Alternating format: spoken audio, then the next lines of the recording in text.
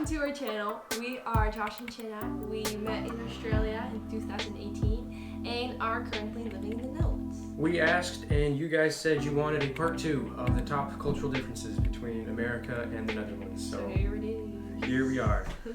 Keep in mind though that a lot of these differences are going to be kind of stereotypes, and so just because it doesn't apply to every single Dutchie or every single American, don't get offended if it doesn't apply to you, or if it does and you don't like it.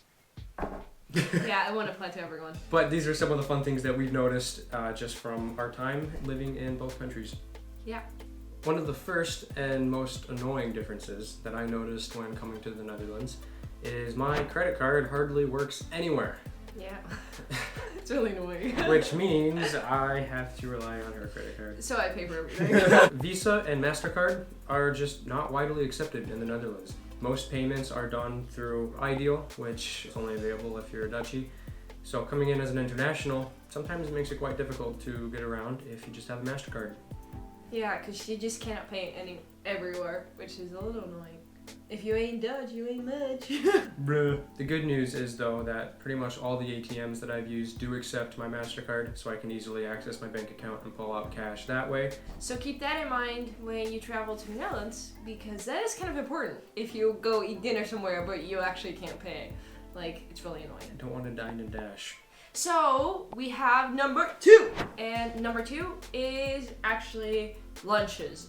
And the first time Josh came here, he was like, what the heck are lunches, Siena? Because what we do is we basically have just one piece of bread, we just put one topping on it. So for example, I have one piece of bread and like I butter it and then put salami on it and I eat it. Or anything like that. Or you put one slice of cheese. Or you put one slice of something else. Yeah. What, God forbid, don't you dare put cheese and salami on the same slice of bread. Absolutely don't even consider putting a second slice on top to make it a sandwich. Well, you can, but it's not as common. They'll just look at you really funny. Yeah, okay, maybe. It also really depends on the household. But I, personally, and my family, we're always used to, like, just have one piece of bread and, like, just something on top of it. Needless to say, the first time I had lunch with her parents and her family, I got some funny looks. Yeah, you did. Also, I got even more funny looks when I drank Coke with my meal. Yeah. In fact, I was asked, why are you drinking Coke with your meal? Because I wanted a Coke. Does there have to be another reason? It's just, I don't know, we're just like not used to doing it that way, I guess. Let us know if this is actually widespread throughout the Netherlands, or if this is maybe just more of a family thing. Yeah, or a subculture that we're both integrated in. So let us know in the comments if this is actually widespread. Yeah. Pun and not intended. You put spreads on your bread. And for the no, we already did number 2. Third, take it away. So, to the Dutchies and Europeans, do you remember seeing movies like Mean Girls and like High School Musical and like whatever movies, Geek Charming? Well, how high school is there, that's actually how high school is in America.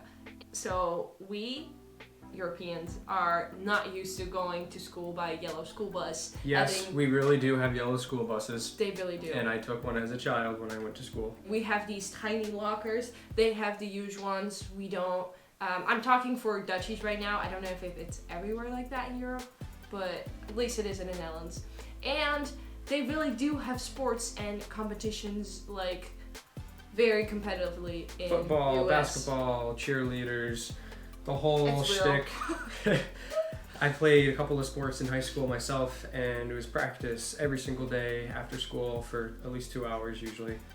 So it's quite the busy schedule, and even to a lot of people, and sometimes even the parents, the sports and the competition after school was just as important as the school itself and getting good grades. Yeah, we don't have that here. When I first came to America, I was like, this is real. Yeah, I took her to visit my old high school for a Yeah. basketball game one time. Dude, I was just like, I feel like there's somebody coming to see me real soon because I love High School Musical. They have like basketball competitions. It was the first time I was at a basketball competition, and I thought, which is all gonna happen. So your first telltale is you're calling it a basketball competition instead of a basketball game. Yeah. Last time we made a video, we forgot to mention probably one of the biggest differences, and that's bikes. The reason why we forgot is because after living here for 3 months, it just starts to become normal. Where, oh, gotta do groceries. Guess I'm gonna hop on my bike. Gonna feats my way to the market. Yeah, wow, look at you, pizza. Spiking. In fact, I pulled up some numbers for you, and as it turns out, the Netherlands has a growing population of 17 million people, and altogether, the Dutch own 22.5 million bicycles.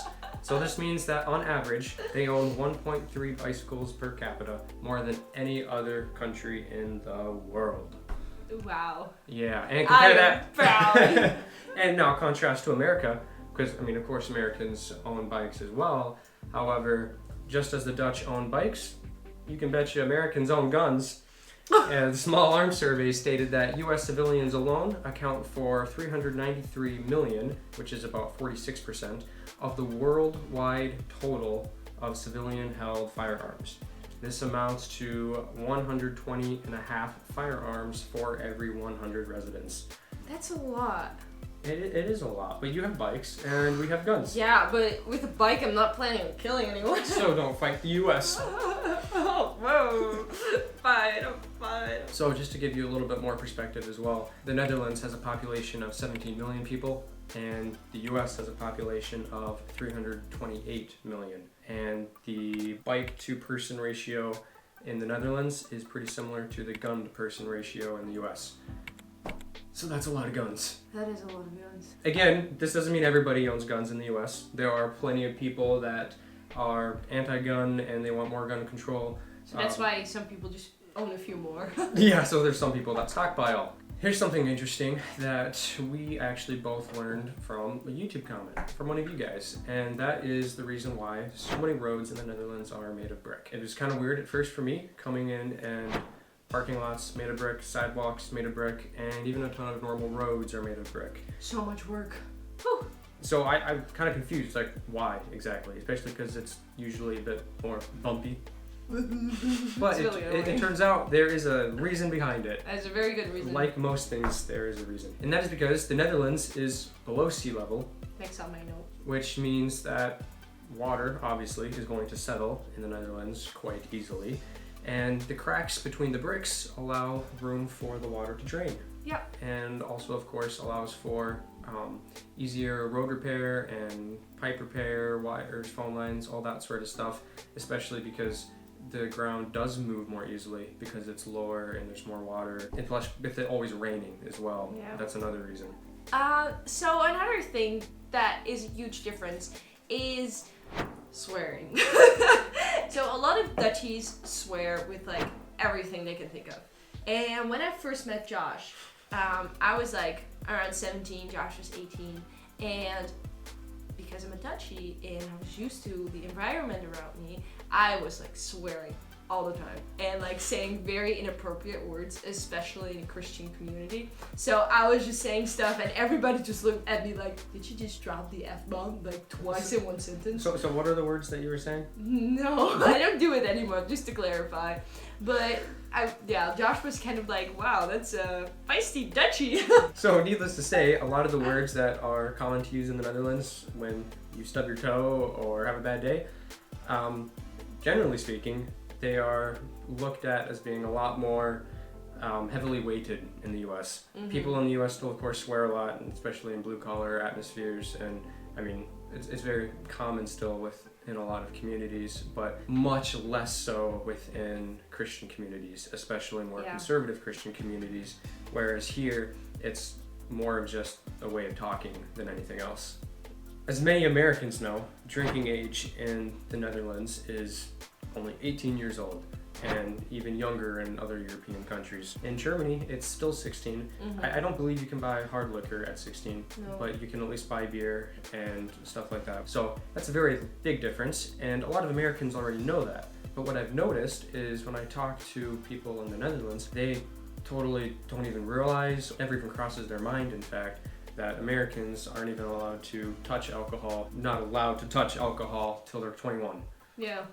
But a lot of people start drinking here when they're like 14. And that also happens in the U.S. as well. But it is much more difficult to get your hands on alcohol in the U.S., at least where I'm from, compared to here. Because I've just noticed even when I was here a couple years ago, I never got carded a single time. Compare that to the U.S., they won't even buy you non-alcoholic beer a week before you're 21. So those are our biggest differences between the Netherlands and America. And there's also a couple of fun facts, though, that we thought we'd throw in. And that's actually that there is a Holland, Michigan. Michigan, of course, is the state in the U.S. where I am from. And downstate, about 2.5, 3 hours, I believe, from where I live, there's a city called Holland, Michigan. They have a tulip festival and everything once a year. We also own islands on the other side of the on the other side of the ocean. Aruba, Bonaire, Curacao, and maybe Sint Maarten. So like a few islands we own. Well, your country's small enough, so you do need a couple places to go. Another fun fact is fashion hits Europe first and then America. And I noticed this, I think about the first time I was there. I just saw how like clothes they sell there are just like so different than from in Europe. In Europe, everybody really cares about what they look like, and they do there too, but it's just kind of at a like different level almost. But it also really depends, because you also really have like stores that come from like the US, like Dunkin' Donuts, and they come here right now. What does that have to do with clothing? Nothing actually. The clothing size? Not the clothing. I was talking about stores now. It just popped up in my head. Okay, our last fun fact is going to be that Americans, well, everyone wants to go to Europe. That's like at least on the general American bucket list who wants to travel somewhere and see the world. Europe is on it. They want to backpack through Europe, do a road trip through Europe, and if they get from the Netherlands to Germany to France to Belgium in one time, all right, I can like check off 4 things off my bucket list because I went to 4 countries in Europe. And that's obviously quite different from European standards, because for most Europeans you kind of view your countries as more like states that I've noticed. Instead of all these different countries within the European Union, it's more like the European Union is kind of a country, and all the countries within it are more like states. That of course translates back over to the US, where the first time Siena went out of Michigan to Washington or to Arizona, it was like, we're going to Washington! I was so freaked out. I was so excited. Because to her, it was like a whole new country instead of a whole new state. Thank you so much for watching. These are all the differences that we could come up with, I guess. For this video. For this video, who knows. But we hope you enjoyed it. Please like and subscribe and let us know what you think. Do you agree with the differences? Let us know if you guys want to hear more differences, or if you think we're totally wrong on the ones that we have. We'd love to hear from you, and we'll see you guys soon. Bye.